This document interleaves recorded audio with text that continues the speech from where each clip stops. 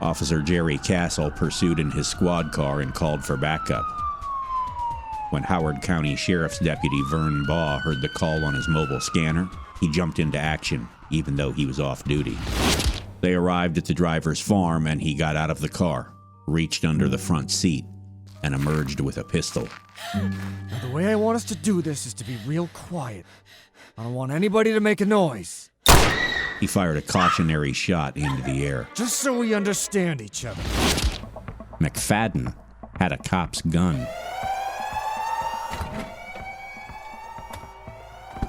In short order, McFadden had led Rosie, as he called her, to the parking lot and commandeered her car. When the Fearless steamed across Gray's Harbor for the Pacific, someone alerted Billy Gould, who commandeered a launch and set off in pursuit with a crew of Union enforcers. When the Fearless spotted the pursuing boat, someone fired a shot, and a gunfight ensued. The sailors on the ship traded shots with Gould's small boat in a fusillade that lasted half an hour. McFadden repeatedly denied his crimes. They are trying to give me the needle for something I didn't do. I didn't commit those crimes they're accusing me of. The authorities were in hot pursuit, and Rosa Lee would later say she could hear a helicopter searching for them. They're looking for us. Years later, Annette Lazar gave an interview to ABC7 Eyewitness News. I had bruises on my neck, and I even had a red mark where he put the gun to my temple, and they didn't believe me. And made demands of Matlock. He wanted to go to South Bend. I have a gun and a knife, and I'm not afraid to use them. He was angry and claimed he had just been taken in a drug deal gone wrong.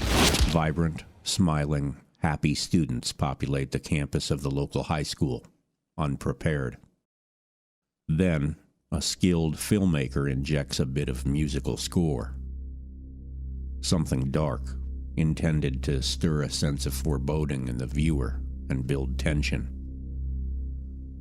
A killer watches, stalks his intended victim, and then the soundtrack goes silent.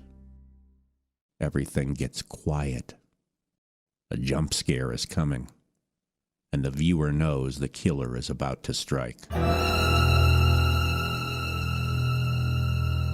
A villain in a black robe and mask leaps from the shadows, and the terror becomes real.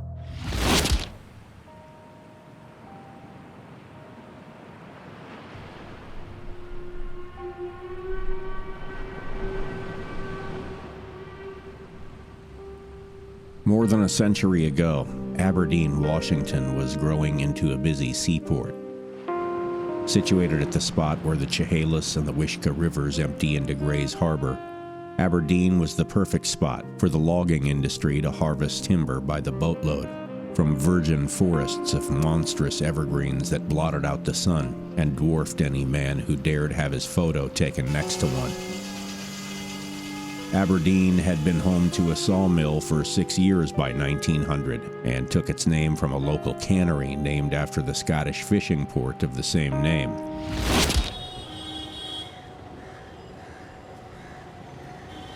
In 1988, Wheeler made another attempt, this time successful. He jumped from the 13th floor of an apartment building. And for anyone who still believed he had killed Claire Huff, the chance to bring him to justice was lost.